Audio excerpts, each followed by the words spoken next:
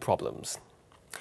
Authorities in Indonesia are considering whether to impose a full lockdown or tougher measures to stop the escalating spread of COVID-19. Emergency talks have been underway in Jakarta as the country enters its worst phase of the pandemic so far. Indonesia correspondent Ann Barker reports.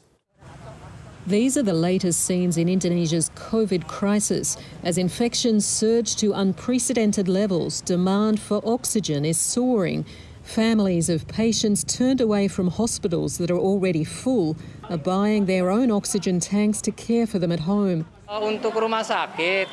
We brought our son to the hospital and waited for 2 hours to get into ICU. He had tested positive, but the hospital told us to just give him some medicine first, as the hospital is full. The rush on oxygen tanks is not only adding to the strain on hospitals in the capital Jakarta, it's driving the price of oxygen sky high.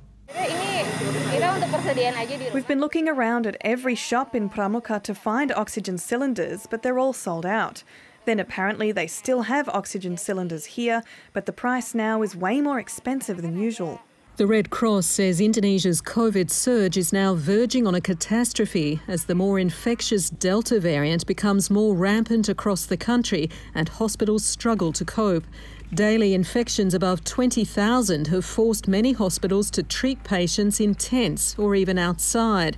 Countless more are left to die at home.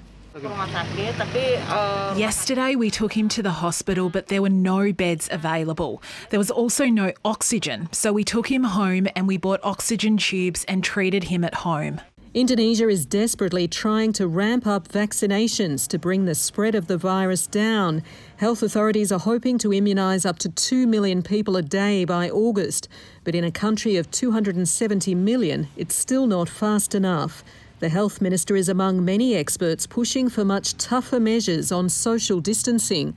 Key leaders in the government have been in talks for much of today to discuss whether Indonesia, or Jakarta at the very least, needs a full lockdown, something that's never happened yet. But officials say it's something they still can't agree on, and there's unlikely to be a decision until tomorrow. Ann Barker, ABC News.